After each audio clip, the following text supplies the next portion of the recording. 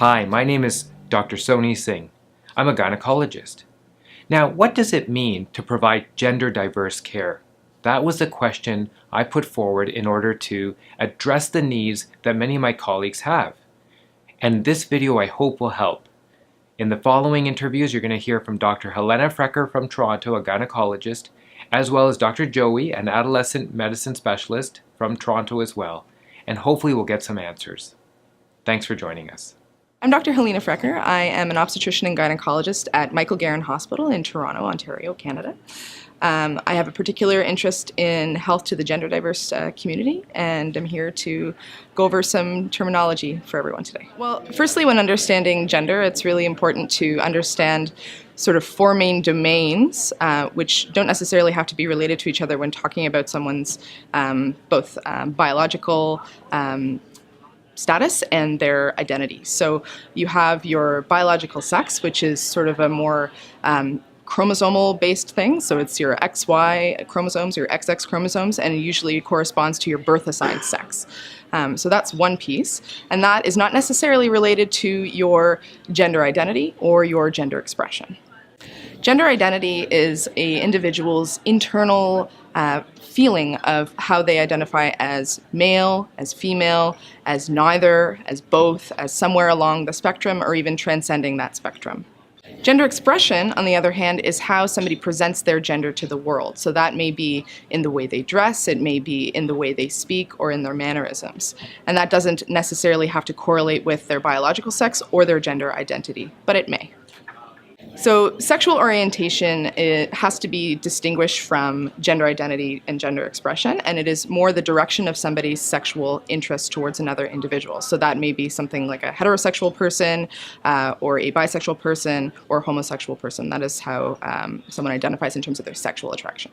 So cis and trans are basically just Latin terms, which mean, so cis means same, and trans means different from. So cisgender means that your identified gender is congruent with your birth assigned sex, whereas transgender means that your identified gender is different from your birth assigned sex. So gender dysphoria basically just means a marked incongruence or discomfort with the gender associated with your birth assigned sex. Care of the gender diverse community is particularly important to me. I find a lot of satisfaction in taking care of a community that typically has significant barriers of access to care, and it's really important to me to be a part of improving access for this very marginalized and vulnerable community and population.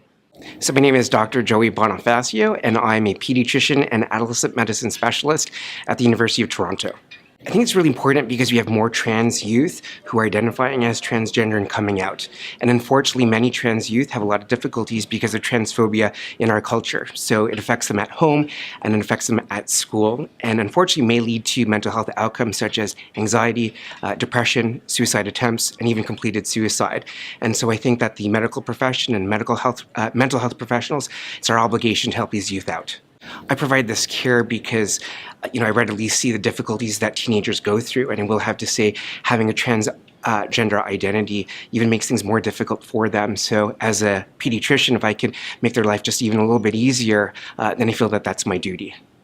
I think there are many LGBT youth organizations in every community, and so trying to link up the youth with that particular organization is really key. There's also PFLAG groups, which stands for the Parents and Friends of Lesbians and Gays, which usually has resources for parents and for youth themselves. In order for healthcare professionals to help youth who are transgender, they have to know that the youth are transgender. And so asking these questions about gender are important. And so making and not making assumptions, I think, is the first thing that healthcare providers have to do. So they have to ask about gender identity, they should ask about sexual orientation, and in that way they're able to link up that particular youth with the resources that they need. So, I hope you enjoyed the video. And I hope that there was some information there that you'd be able to utilize or at least share with others so that we can provide care in a sensitive and patient-centered manner. Thanks a lot for joining us, and hopefully we'll see you at our next video.